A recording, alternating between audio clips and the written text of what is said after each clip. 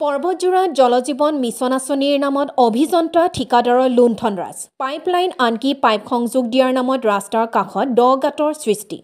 বিপদ সংকুলভাৱে যাতায়াত পথচাৰী দৰিদ্ৰ জনসাধাৰণক পানী যোগান আঁচনিৰ পৰা বঞ্চিত কৰা অভিযোগ ৰাইজৰ লগতে আক্ৰাচুৰ কেন্দ্ৰীয় সমিতিৰ সাংগঠনিক সম্পাদক প্ৰভাত চন্দ্ৰ বৰ্মনৰ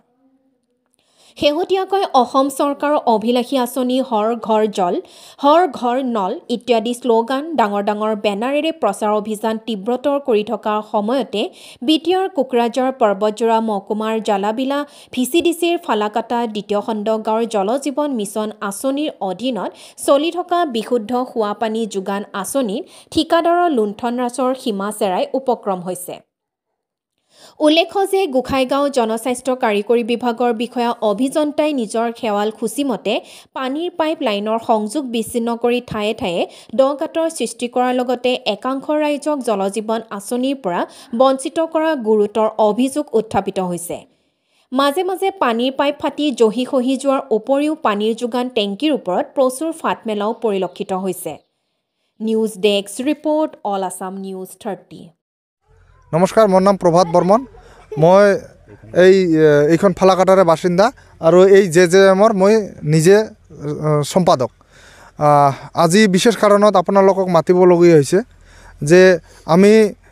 2013 চনতে আমাৰ এইটো কাম আৰম্ভ হৈছিল কিন্তু আজিলৈকে আমি ভালকৈ পানী পোৱা নাই আৰু পানী নোপোৱাৰ মেইন কাৰণ হৈছে আমাৰ মানে যেটো ইঞ্জিনিয়াৰ পাইপলাইন ইঞ্জিনিয়াৰে যেটো পাইপলাইন বহাই দি গৈছে হেতু পাইপলাইনত আমি ৰেগুলাৰিটিলি পানী পোৱা নাই কাৰণ পানীৰ পাইপটো জায়গা জায়গায় মানে ফাটিছে আৰু ফাটাৰ ফলত যেহেতু আমাৰ ইয়াত পিডব্লিউডিৰ কাম চলি আছে আমি ইঞ্জিনিয়াৰক বাৰম্বাৰ ফোন কৰি অৱগত কৰাৰ পিছতো ইঞ্জিনিয়াৰে আজিলৈকে আহি আমাৰ ইয়াত পানীৰ পাইপটো ঠিক কৰি দিয়াৰ ব্যৱস্থা কৰি দিয়া নাই আমি নিজে আমাৰে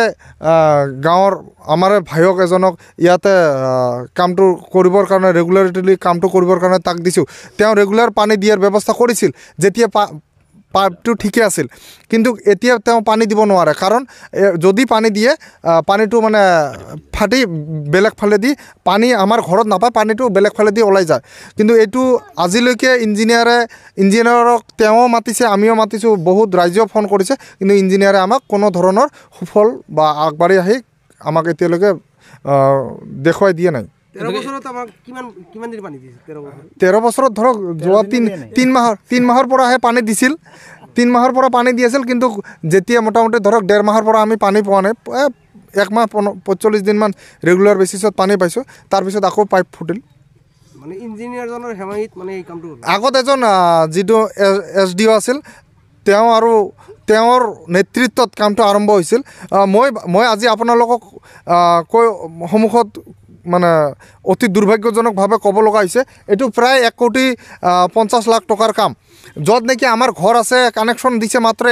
120 ঘৰক যদি চৰকাৰে যদি এইটো কাম নিদি প্ৰত্যেক ঘৰে ঘৰে যদি 1 লাখ টকা দিল হয় 1,20,00,000 টকা গ'ল হয় আৰু 1,20,00,000 টকাত সবে ঘৰে ঘৰে নিজৰ পাম্প সেট বহাই ল'ব পাৰিলে হয় কিন্তু য'ত নেকি আজি আমাৰ মাননীয় মুখ্যমন্ত্ৰী হেমন্ত বিশ্ব শৰ্মাদেৱে কৈ আছে হৰ ঘৰ জল কিন্তু আমি হৰ ঘৰ পাইপ পাইছোঁ নল পাইছোঁ কিন্তু জল পোৱা নাই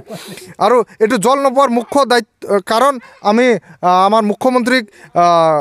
দি লাভ নাই কাৰণ মুখ্যমন্ত্ৰীয়ে পইচাটো ৰিলিজ কৰিছে আমাৰ মেইন দোষ হৈছে আমাৰ ডিপাৰ্টমেণ্টৰ মানুহবিলাক একদম মানে ভাল নহয় আৰু মই আমাৰ যেহেতু জেজেএমৰ মুখ্য দায়িত্বত আছে আমাৰ জয়ন্ত মল্ল বৰুৱা ছাৰক এটাই অনুৰোধ কৰিম যাতে পৰ্বতঝৰা গোসাইগাঁও সাব ডিভিজনৰ অন্তৰ্গত যেটো আমাৰ ফালাকাটা পাৰ্ট 1 গাঁৱত যেটো জেজেএমৰ কামটো হৈছে এইটো যাতে নিজে তেওঁ যাতে বস্তুটো চালি চাই এইখিনিয়ে আমাৰ অনুৰোধ মানে ইঞ্জিনিয়াৰজনৰ গাফিলতি আছে অকল ইঞ্জিনিয়াৰ বুলি নহয় পুৰা ডিপাৰ্টমেণ্টৰ গাফিলতি আছে ঠিক আছে